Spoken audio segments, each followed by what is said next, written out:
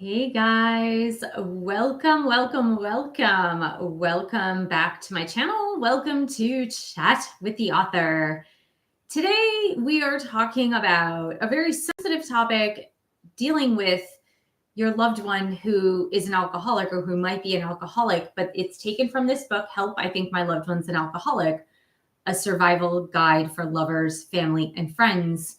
And today I really want to talk about the shame and secrecy surrounding alcoholism among family.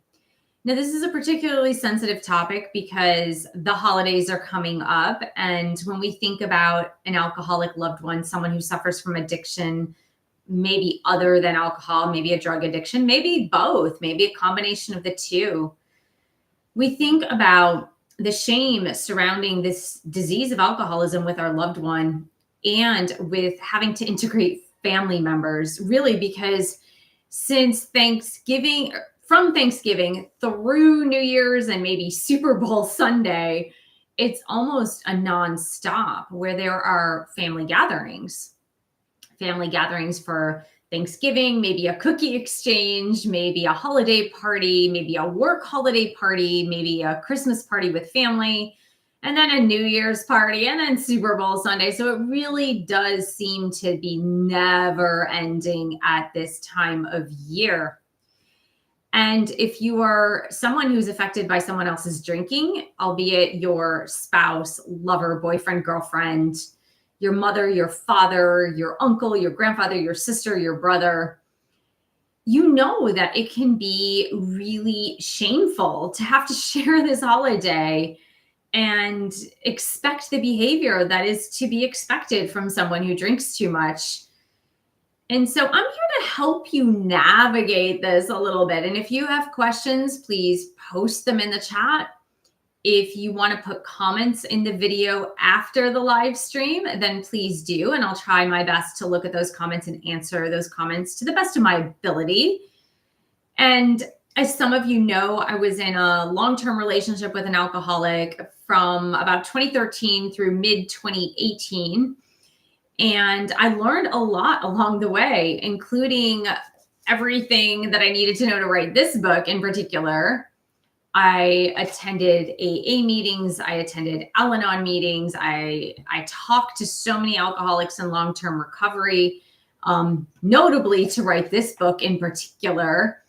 I spoke, of course, with my alcoholic person as he was going through the process of trying to get sober at some points. And I really had to pinpoint the behaviors that I was having, especially around special occasions, especially around the holidays. Now, you might even be in denial about your family member and whether or not they've crossed the line from heavy drinking into alcoholism. I hear a lot of people say, my husband is an alcoholic. Okay, let me rephrase that. I hear many people say, like, my husband or wife is not an alcoholic. That's what I meant to say. But they drink every night after work. Okay, so a person who drinks every single night is likely to be an alcoholic, right? Especially if they go beyond that one drink, especially if it's like they need 5 beers after work. That's typically moving into the direction of alcoholism if it's not already there. So a lot of family members are really in denial about their loved ones, their family members' problem in relationship with alcohol into alcohol abuse or alcohol use disorder, as it's officially called now. And as we get toward the holidays, what often happens with family members is we try to micromanage the situation before it even occurs. So if you have someone who is a loved one who's an alcoholic in your family, you know how this goes. You start with the bargaining with them. So if we go to this party, you're only going to have a couple of drinks, right? You kind of prompt them and you prep them into, so we go here. How many drinks are you going to have again? 2? Okay, and you make these bargaining chips with them. Well, like if you come with me to this party and you only have 2 drinks, then you can drink more at home afterwards. Like, we start to bargain. We use their disease as a bargaining chip to try to elicit normal behavior from our loved ones during the holidays. So there's that bargaining chip, which, of course, if you really study alcoholism, recovery, codependency, or you've been to an Al-Anon meeting, you know that you can't control their drinking, nor is it your job to control the drinking. And it's not your job to like micromanage their drinking either, right? That's not your job.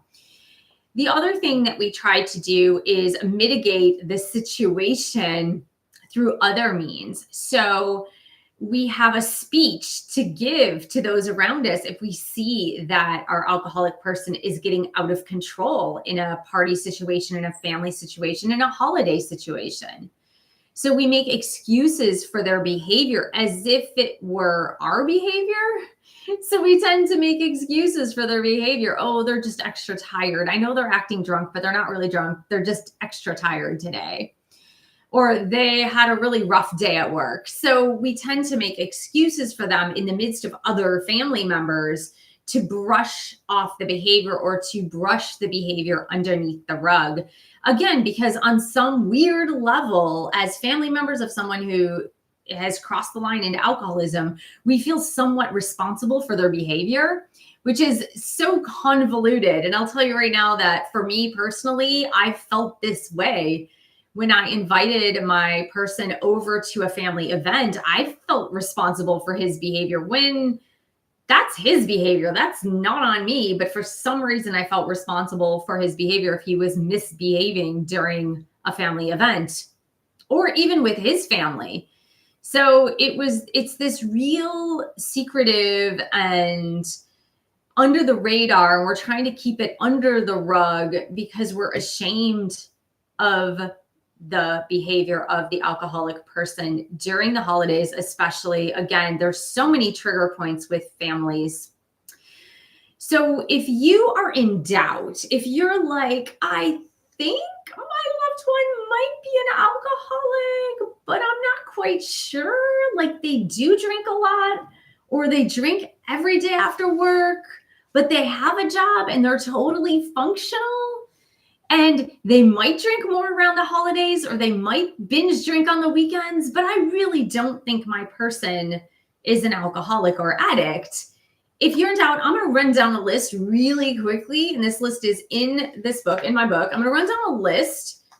And if you can say yes to 5 or more of these for your person or for yourself, then it is likely that the drinking has crossed over into alcoholism. So get ready. Here is this list. And if you need to rewind it, even while it's playing, you can still scroll backwards. It'll catch you up on the live stream.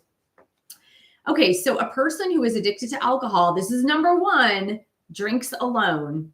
That doesn't mean that they don't drink with people. It means that a sign is that they do drink alone. 2, hides alcohol in various places in the house or the car. Okay. 3, tries to control the drinking. So they will make bargains with themselves. They will say, okay, when I go to dinner, I'm only going to have 1 drink, or I will only drink wine, or I'll only drink beer. Like they will make bargains with themselves to try to control the drinking. Non-alcoholics never need to try to control the drinking ever. So that's number 3. Remember, if you can check mark 5 or more for your person, your family member, then it's likely that has crossed over into alcohol addiction. Number 4, drinks excessive amounts at social gatherings when others don't drink as much. 5, refuses to go to a venue or a social gathering where there is no alcohol. Believe me, this happened with my person, that he would not go to a place if there wasn't any alcohol.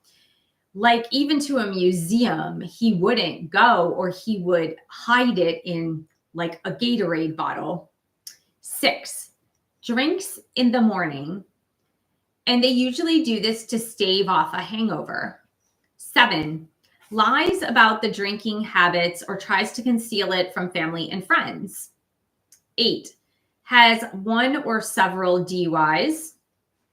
9, drinks alcohol fast for the effect. So they're not drinking it for the taste. They are actually drinking it for the effect. 10, tries to pre-game outings, will drink a few drinks before going out for the night. 11, finds and makes excuses to drink. Again, the holidays are perfect for that. They tend to say, well, okay, I will stop drinking somewhere between now, no, there's too many holidays, after Valentine's Day. That's what they'll say. Or after, I think mine's like after St. Patrick's Day. So it was like all the holidays before St. Patrick's Day, then I'll stop drinking after St. Patrick's Day. I don't know if this is 12. I think this is 12. Blames your actions or words as a drive toward drinking. You're the one that makes me drink. It's all your nagging that makes me drink even more. So that's what they tend to say. 13, avoids friends who do not drink. 14, gets angry when confronted about the drinking. 15, changes personality and behavior while drinking. Has blackouts. This is 16. I think 15 or 16. Has blackouts or forgets what happened during a drinking episode. You know, this doesn't have to happen all the time. Blackouts can happen intermittently, or they could brown out, which means that like they forget part of the evening. 16 or 17, I believe this is 17, drinks even while taking prescription drugs. 18, drinks to stave off the effects of a hangover. 19, gets angry when someone throws away their alcoholic beverage. So if somebody accidentally throws it away, or in a fit of anger, family members will sometimes pour their vodka or their beer or their wine down the sink just to because they're angry about it, and they will get very angry. 20, gets irritable, anxious, or has the shakes in the morning after binge drinking the night before. So again, if you can check mark 5 or more of these things on that list, and you can rewind the list, it is more than likely that your person, your family member, your friend, your spouse is an alcoholic, has crossed the line into alcohol use disorder. Okay, so now that we have that list down, let's talk about an action plan for the holiday season as you are going into these family events with a person who is an alcoholic. Now, this could be your mother, it could be your father. Again, it could be the boyfriend, girlfriend, spouse, whomever, but you know you're going to have to spend time with them, with other family members. And it's creating a lot of anxiety within you. All right, this is self-care. Self-care 101. The first thing I want to say is you do not have to go to this event, even if it's with family. If you are having extreme anxiety surrounding being around this alcoholic person, let's say it's your mom or dad. If you're having extreme anxiety around being with this alcoholic person while you're actively drinking during the holiday festivities, you have the option not to go. That is self-care. Now, inversely, if you are hosting something at your house and you have an alcoholic person that would come into your home, you have the option to not invite them, even if they are a very close family member. And so know that it is within your control to either not attend an event because you don't want to be in the presence of a person who's actively drinking if they're drinking alcoholically, or inversely, it's in your right, even if they're your brother or sister, it's in your right if they're drinking alcoholically and it's going to make you feel uncomfortable at your place during the holiday season, you have every right to not invite them. And so you have control over certain things like that, right? So what you are going to do. Secondly, have an out. So if your boyfriend, girlfriend, if your spouse is an alcoholic and you are going with them to a family event, whether it's their family or your family, you're going with them to a family event, you need to have an out. What does that out mean? Charge up your Lyft or Uber account, take two cars, have someone on call to come and pick you up. Because often what happens during these family events, especially when there's alcohol involved, which most family events tend to have some sort of holiday alcohol involved, you cannot count on your spouse, boyfriend, girlfriend to not drink. You cannot count on them to not drink. And so what happens once they begin drinking alcoholically is they will want to take the car. So you can only look out for you. You cannot look out for them. You can only look out for you.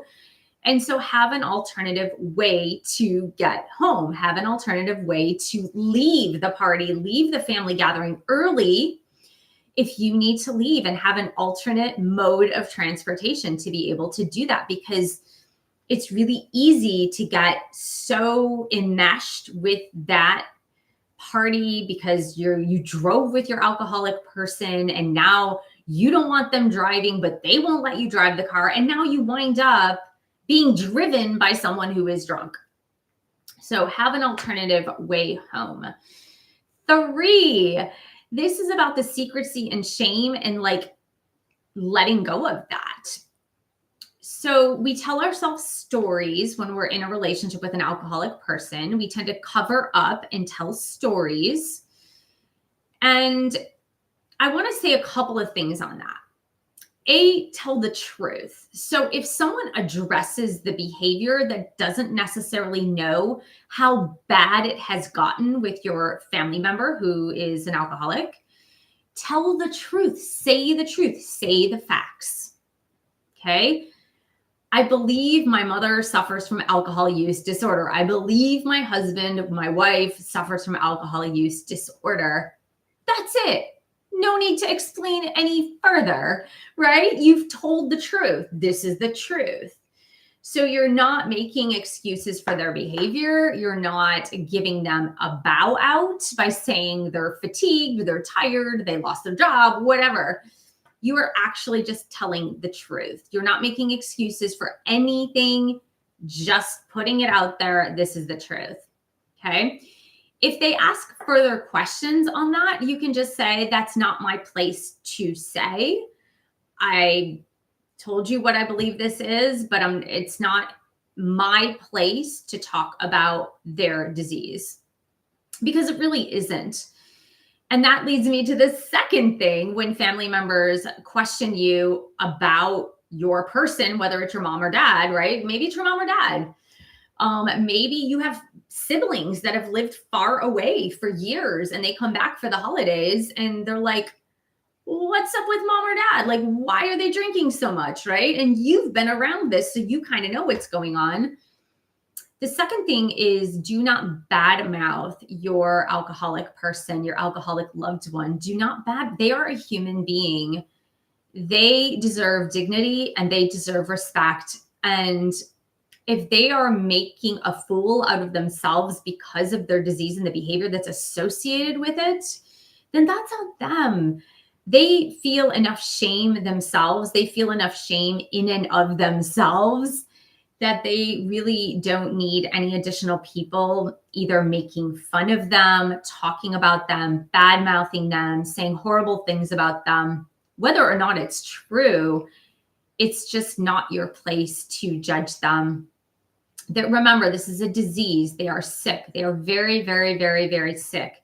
Emotionally, psychologically, physically. It's a brain disease, so it affects the brain. And so it's very tempting to make your alcoholic family member out to be the bad guy or the bad girl.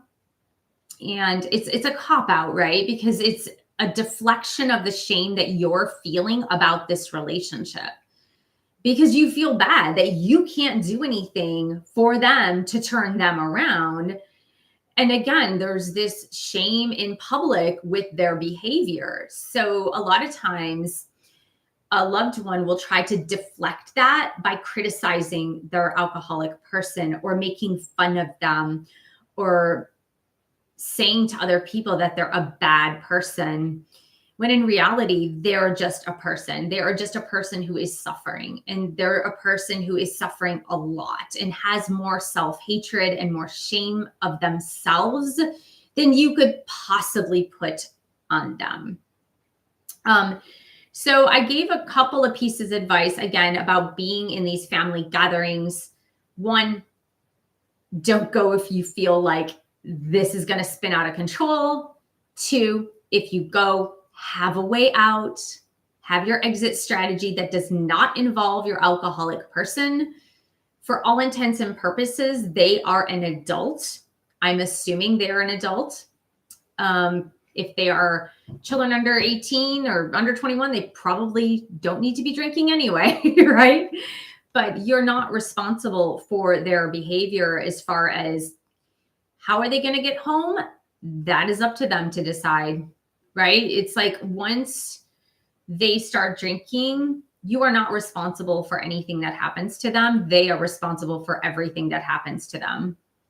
And I know that sounds heartless and cruel, but that it's giving them agency over themselves, full agency over themselves, because they're a human being with the full capacity to be able to have agency over their decisions.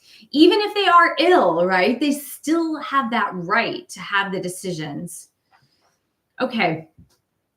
Then we talked about telling the truth. So telling the truth would be, I believe my person, mom, dad, sister, brother, boyfriend, girlfriend, spouse, suffers from the disease of alcoholism. I believe that's what's going on here. Period. That's it. You said the truth. No need to further explain to anybody else. Okay. If you have questions, ask the person. And then the advice after that was to not shame them. So don't make fun of them. Don't use them as a pincushion or as a dartboard. And we're just going to keep quiet, saying they're a human being. They deserve to have the dignity of being a human being. Okay. And then finally, if you need to get some help as a sounding board with other people, Alanon family groups is a great way to do this. It's a great way to meet other loved ones who have alcoholics in their lives and who are able to give stories of how to handle specific situations. And even though sometimes it's really hard to step into those groups. I mean, now there's Zoom. I'm sure there's tons of Al-Anon meetings over Zoom. But it's really good to listen to other people's stories and know that you're not alone in this, and you're not alone in the behavior that you feel like you need to micromanage in order to not feel embarrassed when you're at these family gatherings. There was something else that I wanted to comment on that in dealing with family gatherings and your alcoholic person. Okay. So the other thing I wanted to say is that sometimes we can get into the attitude of, well, if you can't beat them, join them. And the great big mess occurs when someone who is in a relationship with an alcoholic, they decide they're going to up the ante and they're going to try to get as drunk as the alcoholic, because it's like, if I can't beat them, then I will join them. Now, if you are having fun at your holiday event and you would like to have one or two drinks, totally understood, totally understood. But if you feel like you're going to beat them at the game, just know that it is not a game, and it's not a game for them. Again, it is a disease as well. So we play these mind games in order to try to, like I said, we try to diffuse the situation when the only person we really need to take care of during the holidays is ourselves. And if you feel, again, that you can't handle the situation with your alcoholic person at the event, then just don't go to the event, or don't invite them again if it's coming back to your house. And I would say if family members are trying to guilt you into either inviting them or coming when you've already stated that you don't want to go because you really don't want to be around that type of behavior, just stick to your guns, because again, this is going to be something that could potentially just ruin your holiday or ruin your day. And you have zero control over what the alcoholic person does. And yes, that was the other piece of advice that I said in the very, very, very beginning. It's best not to try to bargain with them to try to control their drinking, because that will backfire each and every time. And it's not in your right to try to control it. You can't control it anyway, right? You can't control it anyway. It's a disease. When I was interviewing the alcoholics in long-term recovery, I interviewed 10 alcoholics in long-term recovery, which meant they were in a program for over 2 years in long-term recovery. Some were sober and clean for 20 years, some 10 years, some 15, and some just 2 to 3 years. But when I interviewed them, they literally said, once we begin, like, we have a choice. As an alcoholic, we have a choice whether or not to take the first sip of alcohol. That's still a choice for us. But once we take the first sip, it is no longer a choice. It is a compulsion. And that is just the way the alcoholic brain is hardwired. Once it's crossed the line from your normal person drinking into the pathology of alcoholism, once that first sip crosses their lips, it's not going to be one drink anymore. It will be 5, 6, 7, 8, 10, 20, how many ever drinks it takes for them to get into the state that they are craving to be in.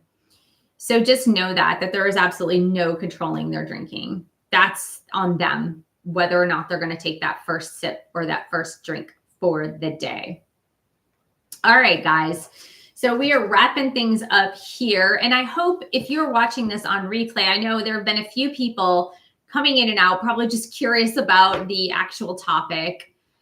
But if you are watching this on replay and you have someone in your life who is an alcoholic, and 1 out of every 10 people suffers from the disease of alcoholism or drug addiction, but that affects so much more. It affects all the family members and friends that surround them, which equals about 1/3 of the population or more. So this book is really a great guide to help those who are affected by someone else's drinking. It's available in paperback, Kindle, and Audible books. And again, if you have questions surrounding this topic of shame, because that shroud of shame surrounding the disease of alcoholism still has not been lifted. There's so much secrecy. There's so much putting things under the rug when it comes to alcohol addiction. And the only way to diffuse that is to call it what it is, right? It's kind of like sex ed, right? They say that the more you conceal it in families about sex education, for example, the more you conceal that in families, the worse behavior the kids have and the more promiscuous the kids are, because they feel like it's shameful. And it's the same thing with alcoholism and addiction, is the more you brush it under the rug, the worse it gets in families, because it becomes shameful. It becomes something that we cannot talk about. And so I'm here through my work to help you have words for that and have respect for your alcoholic person, because they are a person. They are a person, even if their behaviors are sometimes obnoxious, outrageous, whatever. They are still a human being with feelings, with a heart, with a soul.